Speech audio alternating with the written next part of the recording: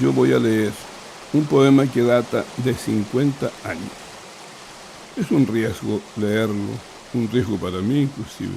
Un poema que viene a ser algo así como un cruce fisiológico entre el enigma y la mutilación o pérdida vinculado al padre que ha desaparecido, pues.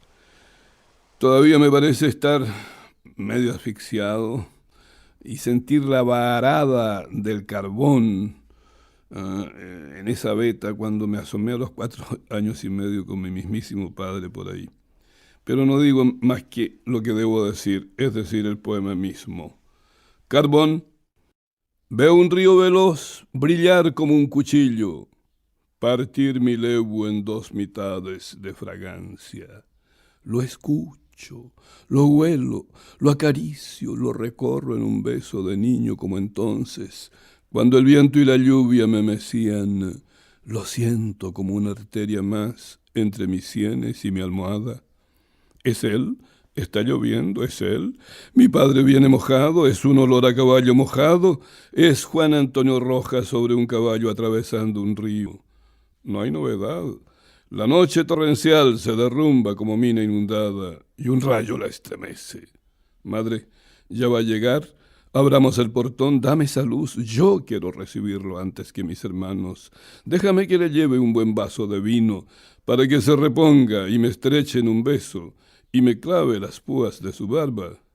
Ahí viene el hombre, ahí viene embarrado, enrabiado contra la desventura, furioso contra la explotación, muerto de hambre. Allí viene debajo de su poncho de Castilla. Ah, minero inmortal, esta es tu casa de roble que tú mismo construiste. Adelante, te he venido a esperar, yo soy el séptimo de tus hijos. No importa que hayan pasado tantas estrellas por el cielo de estos años, que hayamos enterrado a tu mujer en un terrible agosto, porque tú y ella estáis multiplicados. No importa que la noche nos haya sido negra por igual a los dos. Pasa, no estés ahí mirándome sin verme debajo de la lluvia. Y ahora, a continuación, siguiendo casi el orden del libro, vamos a leer un poema que lleva el nombre, el designio de Julio Cortázar, aquel gran Cronopio, ese gigantón que todos habremos leído y releído. Lo recuerdo, tenía hueso de niño, cara de niño, mirada de niño. Y se me dio siempre más argentino que el mismísimo Borges y más argentino que Martín Fierro. Claro, pertenece a la dinastía de Borges, pero no es Borges, pero es rey igual que Borges. El poema tiene otra trama, es distinto del anterior. Todos los poemas son diversos, no tenemos por qué incidir en lo mismo de lo mismo, aunque a mí me gusta lo mismo de lo mismo. Me gusta el mundo como lo que he dicho tantas veces. Bueno, Julio Cortázar. Ha el corazón tramado un hilo duro contra lo arbitrario del aire. Ha hilado la espera, que ya está ahí, a 1 metro. Ha del rey pacientemente urdido la túnica, la desaparición. Interrumpo. Interrumpo porque toda lectura puede ser interrumpida. Y no es un descomedimiento. Simplemente se puede reempezar. Además, todo poema se debe releer. ¿Quién ha dicho que la poesía se lee una sola vez? La poesía, como la música, hay que oírla, oírla, oírla. Y voy a releer porque me importa señalar ante mis oyentes, si los tengo, cómo nace este texto. Ya lo leeremos en su textura entera. Nace de una manera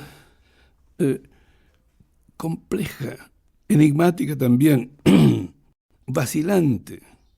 Se está construyendo sobre el verbo haber, el verbo de la existencia.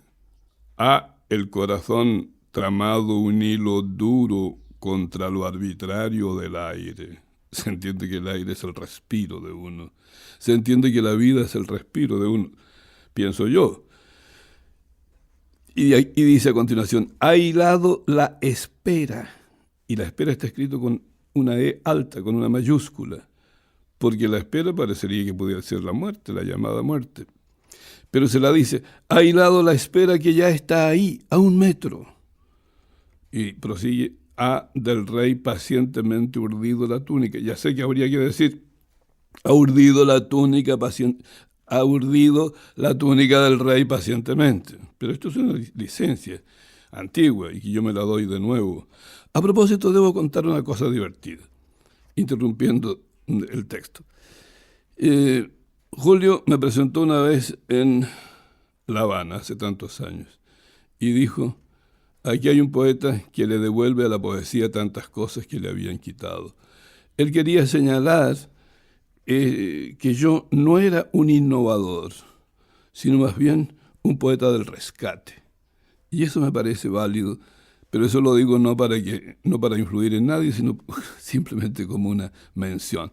Ahora sí que leo el poema tal como es, con su trama enigmática y todo. Julio Cortázar.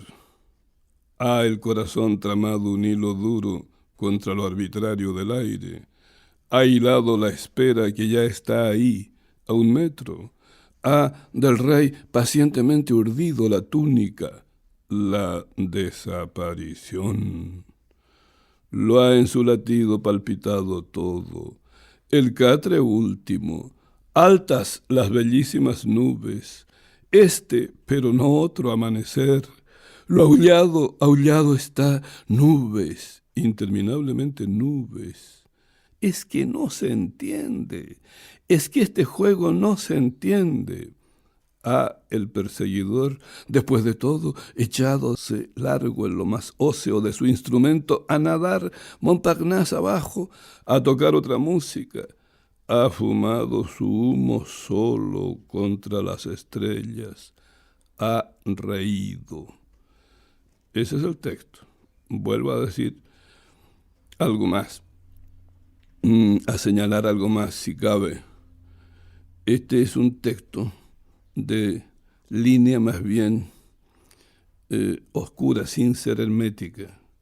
¿Quién ha dicho que la poesía tiene que ser clara, clarita, clarísima? ¿No? Hay poemas que requieren decir el enigma desde el enigma mismo y otros decirlo de otra manera. Leamos entonces, como tercer texto, uno que lleva el nombre de Latín y Jazz. Aclaro o desaclaro inicialmente algo, aunque está a la vista que hay aquí un contrapunto muy divertido y muy obseso, ¿no?, entre la Roma vieja, la grande Roma de hace 2000 años, y el jazz, el prodigioso jazz. ¿Sabían ustedes, mis oyentes queridos, que jazz tiene que ver con un vocablo que usan los negros? Siempre lo usaron, jizz, que quiere decir semen. La gente no sabe eso. Es decir, lo genital, lo preciosamente vivo de esa música que hay adentro de ese ritmo. Latín y jazz. Leo en un mismo aire a mi Catulo y oigo a Louis Armstrong. Lo reoigo. Paro. Catulo vivió hace 2000 años. Fue el gran poeta del amor y el gran poeta posterior a los primerísimos grandes poetas que aparecen en la Roma imperial. Este joven se muere a los 30 años o algo así. A mí me tocó verlo, les parecerá disparate, pero lo vi. ¿Por qué no se le van a parecer a uno los portentos de la tierra, del plazo que hayan sido sus vidas? Una vez, durmiendo yo en Sirmione, que es un puertecillo que está en el lago di Garda, en Italia, literalmente se me apareció Catulo. Entonces yo hice la asociación libérrima, ¿no? Ahora sí, perdónenme, y vuelvo sobre mi texto que se llama Latín y Jazz. Leo en un mismo aire a mi Catulo y oigo a Louis Armstrong, lo reoigo en la improvisación del cielo. vuelan los ángeles en el latín augusto de Roma, con las trompetas libérrimas, lentísimas, en un acorde ya sin tiempo, en un zumbido de arterias y de pétalos, para irme en el torrente con las olas que salen de esta silla, de esta mesa de tabla, de esta materia que somos yo y mi cuerpo, en el minuto de este azar en que amarro la ventolera de estas sílabas. Es el parto, lo abierto de lo sonoro, el resplandor del movimiento, loco el círculo de los sentidos, lo súbito de este aroma áspero a sangre de sacrificio, Roma y África, la opulencia y el látigo, la fascinación del ocio y el golpe amargo de los remos, el frenesí y el infortunio de los imperios, vaticinio o estertor. Este es el jazz, el éxtasis. Antes del derrumbe, Armstrong, este es el éxtasis, Catulo mío, Thanatos. Esto que viene tal vez merezca alguna aclaración o alguna indicación, alguna señal. Se llama Pacto con Teillier, ese poeta que todos conocieron, leyeron, amaron y que se ha marchado hace algún tiempo ya de esta zona llamada, de esta zona de las galaxias, ¿no? Pacto con Teillier. Yo andaba por... ¿Dónde era? En España estaba yo en Madrid, en la Puerta del Sol, vagando, comprando más bien una camisa. Me acuerdo cuando alguien me sopla, uno de esos chilenos que sobreabundan en el planeta, me dijo, oye, se murió Teillier. Qué pena, hombre, sí. Y claro, yo me recogí a mí mismo.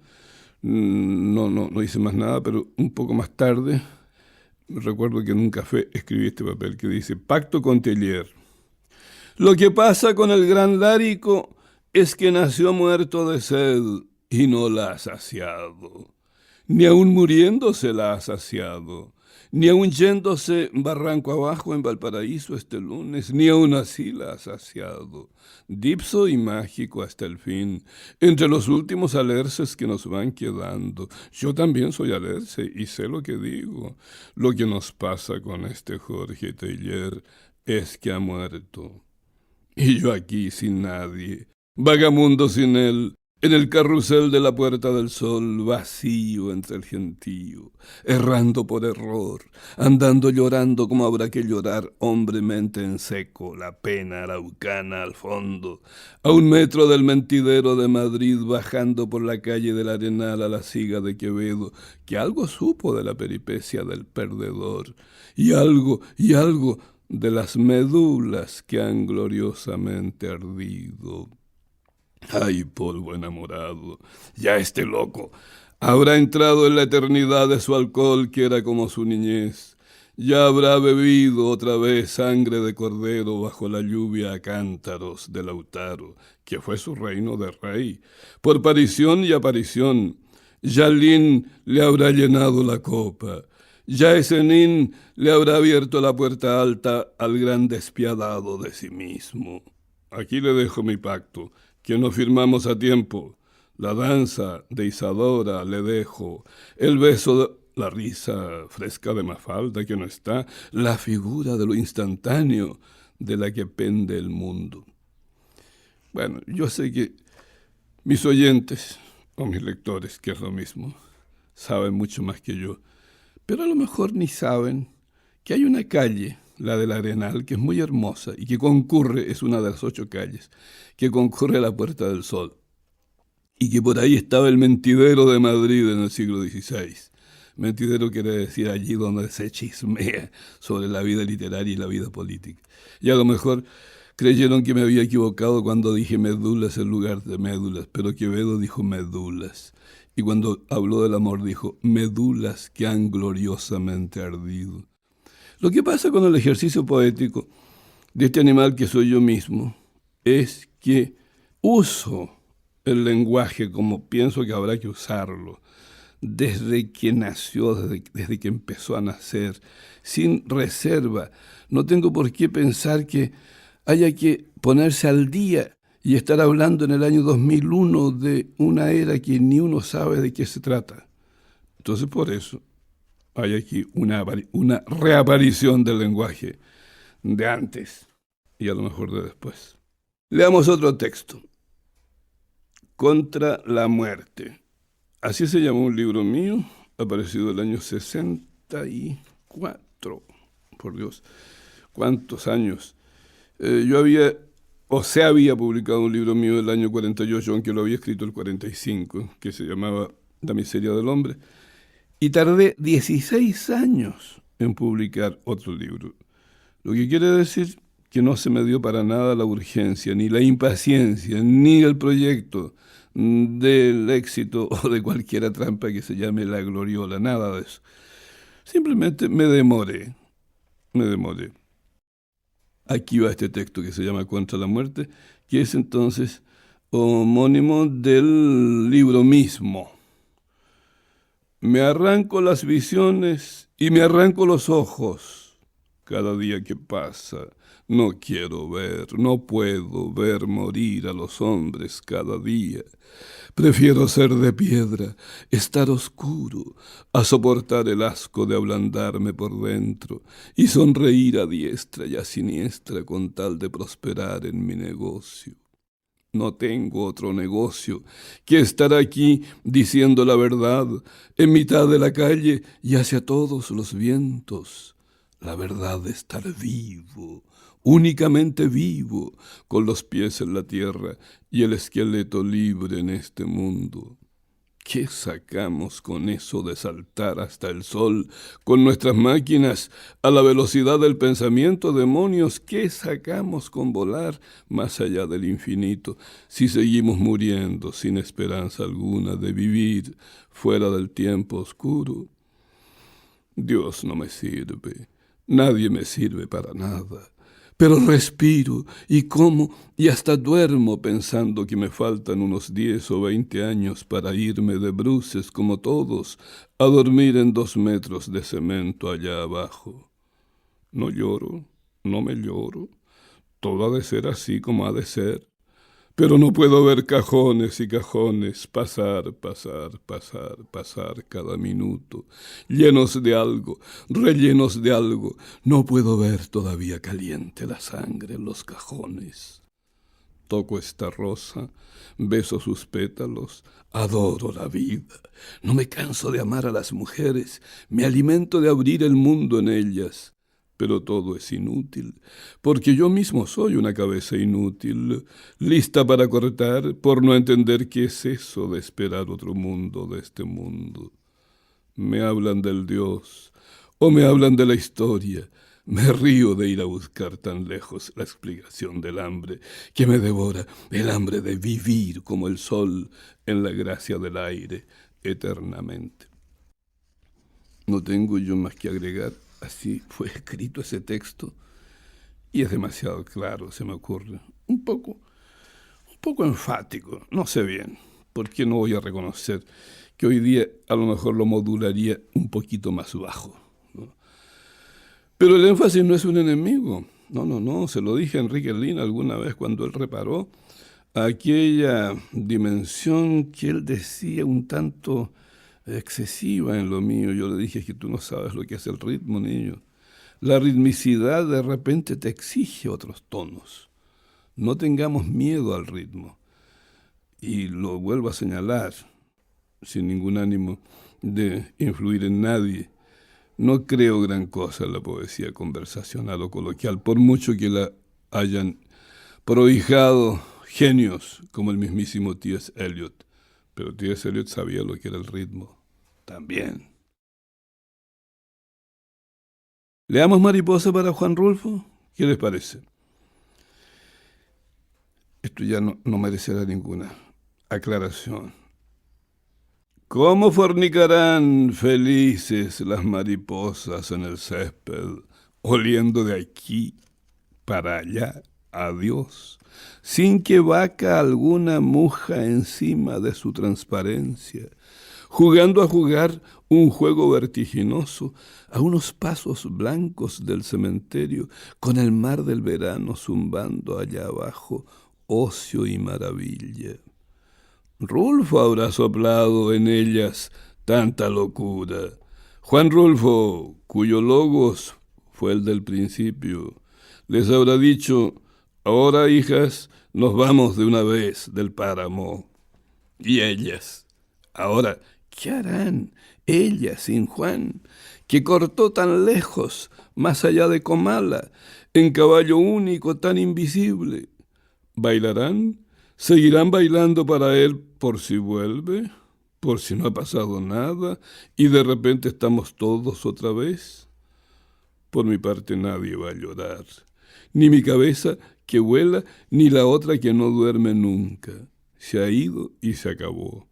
Nadie corre peligro así acostado oyendo los murmullos aleteantes, con tal de que no sea una nueva noche. La última línea, las dos últimas pequeñas líneas, son una y van con cursiva en el poema mismo, en el texto escrito, y tienen que ver con el cierre de la novela del gran Juan Rulfo. Vamos a seguir leyendo. Afuera, en el patio allí, la estoy mirando, hay una piedra. Esa piedra es fea. Esa piedra tiene una proporción que no alcanza a ser ni alta, ni baja, ni pequeña, ni grande. Es una piedra más de un camino de Chile que encontré yo, fascinado por ella, no sé por qué. Al regreso al país, después de unos exilios ligeramente pavorosos, entonces fui con mi mujer a dar una vuelta por las zonas próximas a este paraje del centro-sur de Chile, que se llama Chillán de Chile, y me acuerdo que en el piedrerío enorme que había allí, en la cordillera, en un vallecito, por donde yo miraba por un lado la cordillera de la costa y por la cordillera de los Andes, y había en el cielo una luz tan hermosa, más hermosa que la de Fiesole en Italia o cualquiera otra luz. De repente vuelvo los ojos hacia abajo y veo un paraje lleno de piedras, piedras, piedras, piedras. Y esta pedregosidad me fascinó y me detuve ante una de ellas y la abracé, la toqué con los dedos, con todo el encantamiento que me produjo. Entonces le dije a la mujer mía, que era tan hermosa como esa piedra para mí, y con la misma fascinación ante ella, le digo, mira, esta es la piedra, esto era lo que yo buscaba, esta se parece a mi alma, que es fea y es prodigiosa y es honda y se parece a la gran herida. En fin, le dije alguna cosa, bueno, ella me dejó decir, y después volvimos 2 o 3 veces a dar una vuelta y arriba estaba la piedra, siempre muy digna en su señorío, entre otras piedras todavía más enormes, pero en fin, yo la adoraba a ella y un día apareció aquí la piedra en esta casa porque no tengo para qué explicar más. El hecho es que la mujer hizo el prodigio de traer la piedra y yo la tengo allá afuera. Bueno, pero no es a esa piedra a la que yo le hablo, es a la piedra, la piedra del fundamento. Y tiene que ver, por supuesto, con las circunstancias. No hay poesía que no sea de circunstancia, decía Goethe, que sabía más que yo y que todos nosotros. Tiene que ver con esa circunstancia, pero tiene que ver con otras cosas que no sé. El poema se llama La piedra. Por culpa de nadie habrá llorado esta piedra. Habrá dormido en lo aciago de su madre. Esta piedra precipicia, por unimiento cerebral al ritmo de donde vino, llameada y apagada. Habrá visto lo no visto con los otros ojos de la música, y así, con mansedumbre, acostándose en la fragilidad de lo informe, seca la opaca, abrace anoche sin ruido de albatros, contra la cerrazón, ido. Vacilado no habrá por esta decisión de la imperfección de su figura, que por oscura no vio nunca nadie, porque nadie las ve nunca a esas piedras que son de nadie, en la excrescencia de una opacidad que más bien las enfría ahí al tacto como nubes neutras, amorfas, sin lo airoso del mármol, ni lo lujoso de la turquesa, tan ambiguas si se quiere, pero por eso mismo tan próximas. No, vacilado no. Habrá salido por demás intacta, con su traza ferruginosa y celestial, le habrá a lo sumo dicho al árbol, adiós árbol que me diste sombra, al río, adiós río que hablaste por mí, lluvia, adiós que me mojaste, adiós mariposa blanca, por culpa de nadie habrá llorado esta piedra. Hermético, si se quiere, el texto, pero no tanto como para que no llegue a la oreja y al ojo interior de un animal que esté vivo, de un animal humano que esté vivo. Eso es lo que pienso. No defiendo el texto. Puede ser demasiado oscuro para algunos. Y el uso seguro de algunos vocablos puede ser también señalado como impertinente. Eso no lo sé. La mano se mueve sola, aunque yo quiero que no se vea nunca la mano cuando yo escribo. A Dios no se le ve la mano. Yo no soy Dios, pero a mí me gusta que no se vea la mano. Y hay una alusión al caballo. El caballo figura a lo largo de toda mi poesía, y ya lo vieron quienes oyeron el primer poema de este librito. Lo oyeron en el poema Carbón, ese caballo encima del cual iba marchando mi padre cuando llegaba a casa. El padre minero. Pero no, hay varios, no sé, 10 poemas en los cuales figura el caballo. El caballo es como si en el bestiario mío, en el bestiario animal mío, el caballo tuviera una especial presencia. Bueno, cuento un poco cómo se escribió este poema porque es muy divertido. Yo estaba participando en una sesión de departamento de español en la universidad tal de los Estados Unidos y estaba profundamente aburrido porque se hablaban necedades y tonterías allí.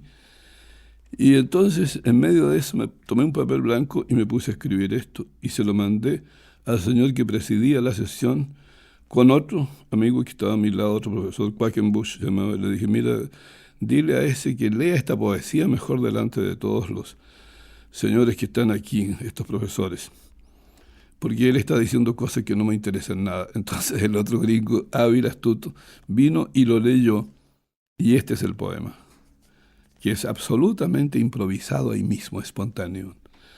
Al fondo de todo esto duerme un caballo blanco, un viejo caballo, largo de oído, estrecho de entendederas, preocupado por la situación. El pulso de la velocidad es la madre que lo habita. Lo montan los niños como a un fantasma, lo escarnecen y él duerme durmiendo parado ahí en la lluvia. Lo oye todo mientras pinto estas 11 líneas. Facha de loco, sabe que es el rey. Este es un poema de primer nivel entre los pocos poemas estimables de lo mío, pienso yo. Aquí hay mucho junto, hay una cristalización de muchas cosas y una concentración expresiva, como no la he conseguido en otros poemas. Y sin embargo se me dio, como lo acabo de contar, de una manera tan espontánea como si yo lo hubiera venido meditando largamente. No había meditado nada. Sin embargo, releyéndolo, reparo en que ese esto que aparece en la primera línea, al fondo de todo esto duerme un caballo, me remite a la frase que dijo mi madre al morir, cuando estábamos muchos de los 8 que fuimos sus hijos y ella estaba lista para zarpar. Hizo un guiño y me parece que ese guiño era para mí. Me acerqué a su rostro y me dijo en la oreja, qué divertido es todo esto. Ese esto para mí es la vida divertida y la muerte. Al fondo de todo esto duerme un caballo blanco, un viejo caballo largo de oído, estrecho de entendederas, porque uno no entiende nada. Uno cree que entiende el mundo. Todo lo más lo entiende. Estrecho de entendederas, preocupado por la situación. El pulso de la velocidad es la madre que lo habita. Lo montan los niños como a un fantasma, lo escarnecen, claro, siempre se ríen de uno, a mí me dijeron loco toda mi vida, lo escarnecen y él duerme durmiendo parado ahí en la lluvia. Eso me remite hasta a mi infancia. Yo tuve un caballo, me lo regaló mi padre, fue de lo poco que dejó en este mundo y me dejó a mí un caballito. Y cuando ese caballo pastaba frente al potrero, digo, en el potrero frente al mar, a mí no me importaba nada que el padre hubiera muerto. Claro, no tenía ni 5 años. Y me parecía que estaba vivo, y eso es todo, ¿no? Entonces este caballo se ha metido en mi seso de tal manera que se me ha hecho, a mí mismo se me ha hecho mito. Este caballo ha llegado a ser un mito para mí. Y él duerme durmiendo parado ahí en la lluvia, lo oye todo, mientras pinto estas 11 líneas. Punto. Facha de loco. Pero aquí hay una transfusión de sangre. El caballo soy yo, ¿no? De sangre imaginaria, por cierto. Facha de loco. Sabe que es el rey. Bueno, podrá haber objeciones sobre eso. Alguien dirá que hay un exceso de no sé qué respecto de mí mismo, pero lo dije y lo escribí así. Leo entonces mi poema El alumbrado. ¿Qué voy a estar aclarando estas cosas que las sabe todo el mundo? Alumbrados llamaban en España en el siglo XVI a unos tipos más herejes que yo, que, claro, aceptaban lo divino, pero a su modo, ¿no? Alumbrado. Yo me siento en la dinastía de esos alumbrados, ¿no? Además me gusta el alumbrado. Todos fuimos alumbrados por la madre. El alumbramiento es una preciosidad. El alumbrado. Voy a leer este papel. Acostumbra el hombre a hablar con su cuerpo. Divertido, yo sé que los oyentes van a divertirse. Ya este loco está hablando como loco nomás, como esquizo. Es que todos somos, si no esquizoides o esquizofrénicos, somos esquizos, aprendices de esa idea de que no somos uno, somos dos, no, somos 3, somos 4, somos 10, somos 10.000. El poeta, con su oreja, sabe que no tiene una oreja, tiene 10.000 orejas, no sé cuántos ojos. Los sentidos se multiplican. Ya en el primer poema, cualquier oyente mío o lector habrá reparado en que son los sentidos, 5 sentidos, los que están evocando o mostrando la presencia del Padre. Veo un río veloz, veo con los ojos, veo un río veloz brillar como un cuchillo, partir mi leu en 2 mitades, y después habla de la fragancia, después de la oreja, todo. Aquí también.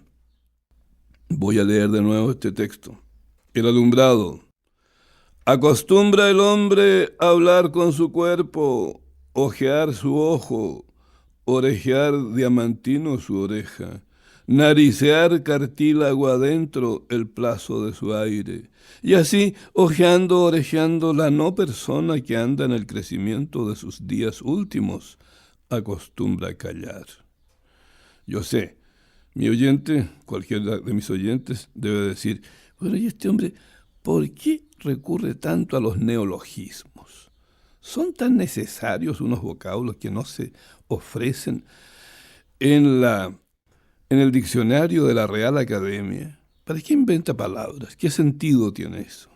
Ah, es que el neologismo, cuando aparece, es porque aparece. Es decir, porque no puede dejar de aparecer. Cuando no se alcanza a decir el mundo con algunas palabras, tendremos que inventar otras.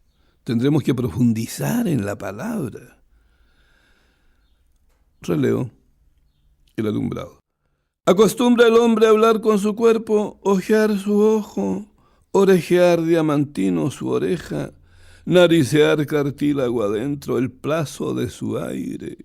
Y así, ojeando, orejeando la no persona que anda en el crecimiento de sus días últimos, acostumbra callar. A la cerrazón sigue el diálogo con las abejas para espantar la vejez. Las convoca, las inventa si no están, les dice palabras que no figuran, las desafía a hacer ocio, Ocio para hacer, insiste convincente. Las otras lo miran. Después viene el párrafo de airear el sepulcro y recurre a la experiencia limítrofe del cajón. Se mete en el cajón, cierra bien la tapa de vidrio, sueña que tiene 23 y va entrando en la rueda de las encarnaciones. ¿Por qué 23? La aguja de imantar no dice el número. Sueña que es cuarzo de un lila casi transparente. Lo cierto es que llueve. Pensamiento o liturgia, lo cierto es que llueve. Gaviotas milenarias de agua amniótica es lo que llueve. Sale entonces la oreja de adentro de su oreja, la nariz de su nariz, el ojo de su ojo. Sale el hombre de su hombre. Se oye uno en él hablar. Qué raro, yo no entiendo la última línea que escribí. ¿Y qué importa que no se entienda? ¿Quién ha dicho que haya que entenderlo todo? El enigma se descifra parcialmente, no se sabe bien. Hay una región, la que vendrá en esta colección de textos prodigados por la Biblioteca Nacional de Chile, una región en que justamente se entra en esa zona, en el no sé tan difícil siempre. Leo mi poema Adiós a John Lennon, escrito por mí en New York, ciudad en la cual yo residía y curiosamente muy próximo a donde vivían en esos días Lennon y su mujer. Y claro, la noticia se divulgó inmediatamente por todos los medios posibles y fue estremecedor el anuncio de la desaparición de este gran músico. Y yo, como respuesta, escribí este texto, que es un texto simple, muy simple, que paso a leerlo de inmediato. Adiós a John Lennon. Acostúmbrate, John, a verlas por el periscopio de mármol, a palparlas desde ahí, tan lejos, en tu escafandra de raso. Ah, y por liturgia, aunque sea sábado y sigas teniendo 22, tocando, durmiendo, toca hasta el fin, estremecimiento de diamante. No huelas la locura de estas rosas. Yo entiendo que para un lector que no tenga mucho diálogo con la música de Lennon o con la palabra poética misma, este sea un poema oscuro más de los que yo escribo. Oscuro es un modo de decir, porque todo poema es de suyo, oscuro y claro, claro y oscuro. ¿Cuánta claridad hay en lo claro? ¿Cuánta oscuridad hay en lo oscuro? Eso se lo podría uno preguntar. En todo caso, si quieren, si les parece, nos apoyamos en las líneas y vamos intentando descifrar este juego tan parco, tan sobrio, porque no tiene más de haber 1, 2, 3, 4, 5, 6, 7, 8, 9, 10, 11, 12 líneas, y eso, entrecortadas las líneas respiradas. Dice así: acostúmbrate, John, a verlas por el periscopio. Hasta ahí llega la primera línea. ¿Qué es a verlas? ¿A verlas qué? Bueno, a verlas alude sin duda aquí a las rosas. Para un lector que tiene delante de sí la partitura o el texto, es muy sencillo mirar con el ojo y ver que todo ese palparlas y ese verlas alude a las rosas. ¿Cuáles rosas? Unas rosas más bien imaginarias. De nuevo, leo el texto. Acostúmbrate, John, a verlas por el periscopio de mármol. ¿Qué es el periscopio de mármol? Cuando estás echado y acostado ahí en el suelo, en un cementerio más, tú estás bajo el mármol y sacas el ojo, como cuando el buzo saca el ojo. No hay que tener mucha imaginación. Por eso yo me fastidio cuando tengo que explicar. ¿Cómo voy a explicar lo que ya está explícito aquí? ¿No? Acostúmbrate, John, a verlas por el periscopio de mármol, a palparlas desde ahí tan lejos, en tu escafandra de raso. Cuando uno lo meten en el ataúd asqueroso, naturalmente lo meten en una cosa donde hay raso, qué horror, ¿no? Para la dulzura del no aire, qué asco, pero es así. Si yo paso a explicar esto, es pavorosamente explícito. Yo confío en que el lector tenga su luz, su imaginación. Acostúmbrate, John, a verlas por el periscopio de mármol, a palparlas desde ahí tan lejos en tu escafandra de raso. Ah, y por liturgia, aunque sea sábado, porque se está aludiendo al tiempo, él murió un sábado, aunque sea sábado y sigas teniendo 22, era un chiquito, ¿no? Tocando, durmiendo, aquí hay dos gerundios hilados que seguramente merecen la aversión de los letrados, pero a mí no me importa nada de eso. Ah, y por liturgia, aunque sea sábado y sigas teniendo 22, tocando, durmiendo, toca hasta el fin. ¿Cuál es el fin? No sé. Estremecimiento de diamante. Eso le digo a él. Él fue un estremecimiento de diamante. Y a un lado se le pone, no huelas la locura de estas rosas. ¿Cuáles rosas? Las rosas de la vida. Las rosas que parecieron siempre tan preciosas, las de la realidad, las diosas del amor, por ejemplo, las diosas de la maravilla de estar vivo, nada más. Yo no sé si sean dos textos paralelos los que hemos hecho esta vez, ¿no? Por un lado, el poema, que es breve, y esta suerte de aclaración, de aproximación distinta. La viruta se llama este otro texto. De unos años a esta parte veo una viruta de luz a la altura de la fosa izquierda, entre la aleta de la nariz y el ojo. De repente parece obsesión, pero no es obsesión. Le hablo y vuela. Por el fulgor es como un cuchillo. No, no es mariposa. Tiene algo de mariposa, pero no es mariposa. Voy a releer la primera estrofa. La viruta. De unos años a esta parte veo una viruta de luz a la altura de la fosa izquierda, entre la aleta de la nariz y el ojo. De repente parece obsesión, pero no es obsesión. Le hablo y vuela. Por el fulgor es como un cuchillo. No, no es mariposa. Tiene algo de mariposa, pero no es mariposa. Se instala ahí y duerme. Por horas vibra como cítara. Entonces es cuando recurro al espejo. A ver, espejo, le digo, discutamos esto de la mancha fosfórica. Se ríe el espejo. Me hace un guiño y se ríe el espejo. Son las privaciones. Todo tiene que ver con las privaciones. Al año de nacer ya uno quiere irse. La pregunta es ¿a dónde? Y ahí mismo empieza el juego de la traslación. Quiero que este ojo sea mano, patalea uno, pero que no solo sea mano, que sea aire. Eso es lo que quiero, ser de aire. Como el agua que está en las nubes es de aire. Así es como se explica la viruta. Es que no hay vejez. No puede haber vejez. Venimos llegando. Donde llegamos, a la hora que sea, venimos llegando. Cuando lo apostamos todo y lo perdemos, venimos llegando. Al amar, al engendrar, venimos llegando. Al morir escalera abajo, venimos llegando. Todo eso sin insistir en la persona. ¿Qué es la persona? ¿Quién ha visto a la persona? Claro, hay una cama y alguien durmió ahí, un poco de sangre en la ventana, un hoyo en los vidrios y a 1 metro en su letargo el espejo, el gran espejo que no tiene reflejo. No cabe más que callar, se me ocurre, frente a un texto así.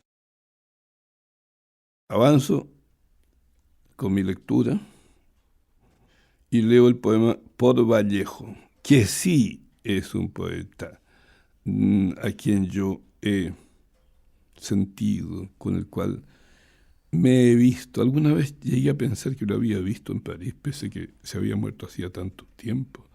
Me pareció verlo a él. Este peruano loco, este peruano mayor, este peruano angélico, que muere el año 38 un año tan sintomático, tan crítico, no solo para nuestro país, sino para el mundo entero, con el telón de fondo de la guerra civil española que tanto lo atormentó a él, lo tocó, y ya casi en el olfato se advertía la llegada de la Segunda Guerra Mundial, que empieza el 39. Bueno, lo que importa es leer este texto, por Vallejo. Ya todo estaba escrito cuando Vallejo dijo, todavía, y le arrancó esta pluma al viejo cóndor del énfasis. El tiempo es todavía, la rosa es todavía, y aunque pase el verano y las estrellas de todos los veranos, el hombre es todavía. Nada pasó, pero alguien que se llamaba César en peruano y en piedra más que piedra, dio en la cumbre del oxígeno hermoso. Las raíces lo siguieron sangrientas cada día más lúcido, lo fueron secando, y ni París pudo salvarle el hueso, ni el martirio. Ninguno fue tan hondo por las médulas vivas del origen, ni nos habló en la música que decimos América, porque éste únicamente sacó el ser de la piedra más oscura, cuando nos vio la suerte debajo de las olas, en el vacío de la mano. Cada cual su Vallejo, doloroso y gozoso. No en París, donde lloré por su alma, no en la nube violenta que me dio a 10.000 metros la certeza terrestre de su rostro sobre la nieve libre, sino en esto de respirar la espina mortal, estoy seguro del que baja y me dice, todavía. Ese es mi poema a Vallejo. Este más breve, 13 cuerdas para laúd. D'accord, ese es el de acuerdo, ¿no? D'accord, puestas al fuego, todas las mujeres son pelirrojas. Teresa de Jesús es pelirroja. Safo, Emily Bronte es pelirroja. Magdalena de Magdala. 3 de las 9 hijas de Nemocine y Zeus son pelirrojas. Euterpe, Melpémone, Terpsícore, por no decir todas las novias de la locura, nacidas y por nacer, llámense Andrómaca o Marilyn, son pelirrojas. Esta que va ahí y arde es pelirroja. Esa otra que lo ha perdido todo en la fiesta es pelirroja. La vida que me espera es pelirroja. La muerte que me espera. Como ustedes ven aquí, lo lúdico se monta encima de lo oscuro, mortuorio, ¿no? Y se divierte. ¿Y cómo se divierte? Bueno, desde la dimensión del eros. Porque hay un cruce de vientos en toda la poesía mía. Hay un cruce siempre múltiple entre lo erótico, lo tanático, lo circunstancial, lo burlón, etcétera, etcétera. Otro poema de hace pocos días. Échenle agua a los muertos. Échenle agua a los muertos. A todos los muertos, échenles agua. A todo entero el muerterío, agua fresca, échenle, agua madre, para que salgan como orquídeas o como mariposas, al otro lado de las estrellas, más allá de la maleza de la irrealidad, a ver si lo de la resurrección era por último resurrección, o el loco no era acto, sino el mismísimo al que llaman Dios. Cállate, cuerpo, ciérrate en tu cerrazón, atente a lo tuyo. Lo que más te será escasez en la asfixia grande, que ya está ahí, será el agua. Ese viernes sigiloso, el agua, no el aire, sino el agua, agua, agua, que ya no hablará el arrullo del origen, ni te lavará, ni te besará, ni adentro ni afuera, seca de sí, vacía de haber sido ella, que fue más madre que tu madre, cuando la amniosis, y antes, todavía antes. Del pez, en fin, 80 veces nadie que fuiste, quedarán 3 espinas. La esquiza de pensar, la sangrienta de amar, la venenosa de haber nacido. Poema que no está muy, con mucha esperanza. Materia de testamento. Este es un texto que no necesita ninguna ni la más remota claridad. Es del orden de los clarísimos textos. Materia de testamento es como tú le dices a un notario, esto lo dejo, ¿no? Para esto y para lo otro. Materia de testamento. A mi padre, como corresponde, de Coquimbo a Leubu, todo el mar. A mi madre, la rotación de la tierra. Al asma de Abraham Pizarro, aunque no se me entienda, un tren de humo. A don Héctor, el apellido May que le robaron. A Débora, su mujer, el tercero día de las rosas. A mis 5 hermanas, la resurrección de las estrellas. A Vallejo que no llega, la mesa puesta con un solo servicio. A mi hermano Jacinto, el mejor de los conciertos. Al torreón del renegado donde no estoy nunca, Dios. A mi infancia, ese potro colorado. A la adolescencia, el abismo. A Juan Rojas, un pez pescado en el remolino con su paciencia de santo. A las mariposas, los alerzales del sur. A Hilda, la Mocfú, y ella está ahí durmiendo. A Rodrigo Tomás, mi primogénito, el número áureo del coraje y el alumbramiento. A Concepción, un espejo roto.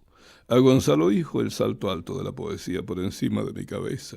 A Catalina y Valentina, las bodas con hermosura, y espero que me inviten. A Valparaíso, esa lágrima. A mi Alonso de 12 años, el nuevo automóvil siglo XXI listo para el vuelo. A Santiago de Chile con sus 5 millones, la mitología que le falta. Al año 73, la mierda. Al que calla y por lo visto otorga el premio nacional.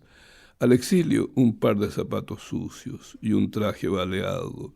A la nieve manchada con nuestra sangre, otro Nuremberg. A los desaparecidos, la grandeza de haber sido hombres en el suplicio y haber muerto cantando. Al lago Chosuenco, la copa púrpura de sus aguas. A las 300 a la vez, el riesgo. A las adivinas, su esbeltez. A la calle 42 de New York City, el paraíso.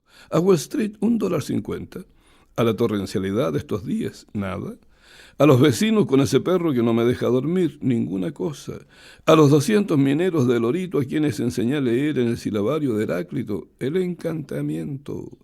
A Apollinaire, la llave del infinito que le dejó Huidobro. Al surrealismo el mismo. A Buñuel, el papel de rey que se sabía de memoria. A la enumeración caótica, el hastío. A la muerte, un crucifijo grande de latón. Otro texto, distinto, de otra raza, pero de la misma, con muerte al fondo. Olfato. Hombres baile, mujeres igualmente baile, duran 60, tiran 10.000 noches, echan 10 hijos, y en cuanto al semen, ella se lava el corazón con semen, huele a los hijos, a su hombre remoto, lo huele con nariz caliente, ya difunto. Con nariz de loca lo huele. El que entiende, entienda. 80 veces nadie. Es el penúltimo texto. O el penúltimo de los penúltimos. Es cuando uno cumple sus años y yo estaba montado encima de un muelle porque me había ido allí en esa fecha que para algún otro pudiera haber sido muy sombrío, para mí era divertido nomás con el oleaje debajo de aquel muelle tan precioso. Me fui a pasar mis 80 años ahí montado en el mismo oleaje de mis infancias y a reírme un poco de este mundo, ¿no? Y de mí mismo, por cierto. Y es como una conversación, se le empieza pidiendo a la Tierra alguna aclaración, a la Tierra que dicen que rota y que se traslada, ¿cómo es? Rotación y traslación. Por eso se empieza con ese, dice, y rotación y traslación, ¿nos vemos el 21? ¿Nos vamos o nos quedamos? Van 80, ¿y qué? De nariz van 80, de aire, de mujeres velocísimas que amé, olí, palpé, de mariposas maravillosas del Cáucaso irreal, a donde no se llega tan fácilmente porque no hay Cáucaso irreal. De eso y nada van 80, de olfato de niñez corriendo legua abajo, los pies sangrientos, rajados por el roquerío y el piedrerío, de eso, del carbón pariente del diamante, de las gaviotas libérrimas van 80, del zumbido ronco del mar, de la diafanidad del mar. Habrá viejos y viejos, unos vueltos hacia la decrepitud y otros hacia la lozanía. Yo estoy por la lozanía.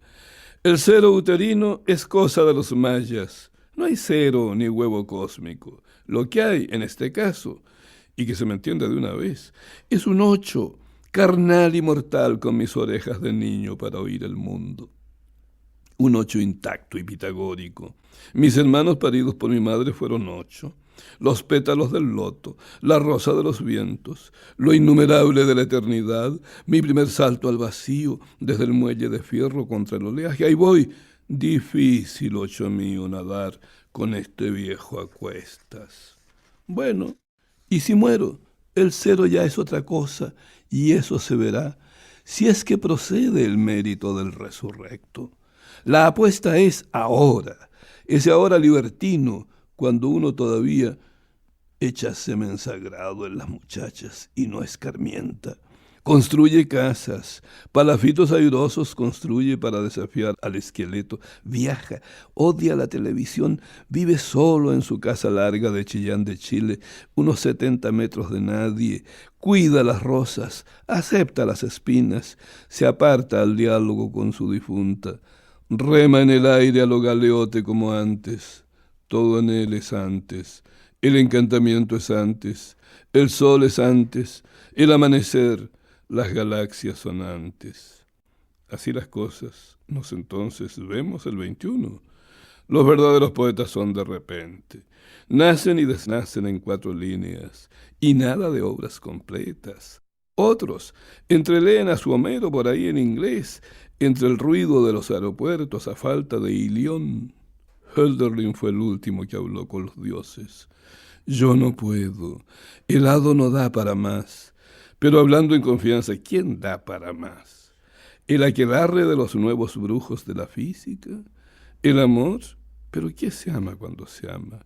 ¿Las estrellas? ¿Pero quiénes son las estrellas, profanadas como están por las máquinas del villorrio? Lo irreparable es el hastío. Y un poema con la madre al fondo, que no quiere ser para nada lacrimógeno, como se dice en la primera línea, y fue escrito esto en las afueras de Chile cuando los exilios, ¿no? Está hecha en 3 párrafos. Esta era la madre, una mujer hermosa que desaparece temprano, paridora de 8 figuras terrestres, como fuimos sus hijos, y yo escribí este papel para allá lejos. Y nada de lágrimas, esta mujer que cierran hoy en su transparencia, esta que guardan en la litera ciega del muro de cemento como loca encadenada al catre cruel en el dormitorio sin aire, sin barquero ni barca, entre desconocidos sin rostro, esta es únicamente la única que nos tuvo a todos en el cielo de su preñez. Alabado sea su vientre. Y nada, nada más. Que me parió y me hizo hombre, al 7º parto de su figura de marfil y de fuego, en el rigor de la pobreza y la tristeza, y supo oír en el silencio de mi niñez el signo sigiloso, sin decirme nunca nada. Alabado sea su parto.